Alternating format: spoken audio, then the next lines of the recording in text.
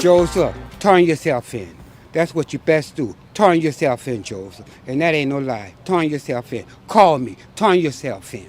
That was Troy McDonald, and he was pleading for this sorry ass son right here, Joseph Washington, to turn himself in. We are in New Orleans, Louisiana, and this is going to be a trigger warning. Look at these beautiful babies, y'all. 8, 5, and 3. May they rest in peace.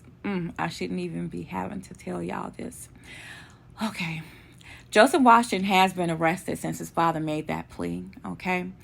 He's been charged with 3 counts of second-degree unaliving, 3 counts of cruelty to a juvenile, 1 count of aggravated assault, you sorry, narcissistic, abusive mother.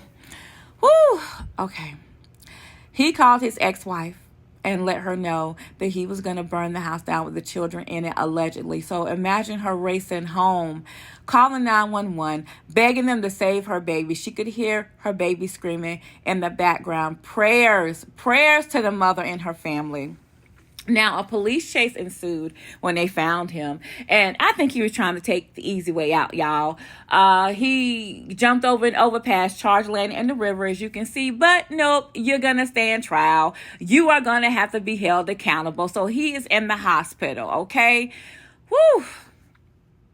This is a photo album of the family after the fire, y'all. His father is holding this, and prayers out to the father and his family as well, because let me tell you something, he's not making excuses for his son. He lost his grandchildren at the hands of his son. There is documented domestic violence. His mama fought hard for her babies all her life, y'all. She did her best and divorced him. Now, I want to definitely give you a shout out to the community. This is the neighborhood. They tried to save those children. You're going to see them in the video cleaning up after the fire. They were a neighborhood family. And then I have a list of domestic violence resources in Louisiana. Y'all, if you need them, I beg you to use them, please.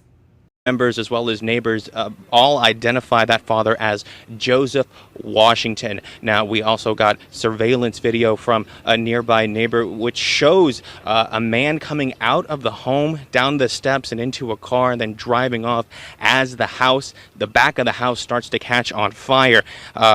That's the surveillance video that police right now are looking into and trying to identify whether or not that is Joseph Washington. Now, according to the fire department, firefighters rushed to the scene as soon as they got word that there was a fire here on the block. And they found that neighbors were here rushing to the scene as well, trying to get as many children out as possible, because a lot of these neighbors are very close-knit. They knew that there were 3 children still inside.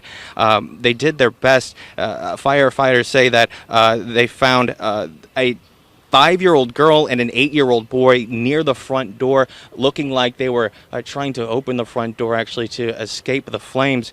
They were quickly removed from the homes. Some neighbors and some fire officials tried to do their best to resuscitate them. They rushed them to the hospital, and unfortunately that's where they died. As far as the 3-year-old boy, fire officials tell me that he was in the middle of the house, and it took firefighters longer to get inside because of the flames, and unfortunately he died on the scene. I spoke to the neighborhood association president, who really could not comprehend exactly what happened here. This tragedy struck her more than most. Take a listen. I have children.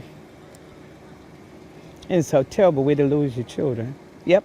And it's a terrible, you think you're leaving your family in the arms of the daddy that could do them some good justice. But look what happened.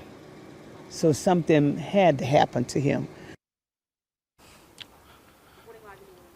Now, neighbors in the area have been spending some time this morning trying to clean up some of the supplies and emergency equipment that firefighters and police have left behind, as well as you're looking a live look right now at some of the balloons that people in the community have left behind as well for the family right here. I got word that most of the family still right now in the hospital grieving this loss, and as we get more information about how they're doing, we'll be updating you on air and online, as well as the NOPD as they continue investigating this now triple homicide. But we also got word from Councilwoman Helena Moreno that the domestic violence vigil that will be happening outside of City Hall this afternoon, there will also be a portion dedicated to the 3 children who died here due to the fire, that all starting at 4 o'clock this afternoon. But for now, reporting live here in New Orleans.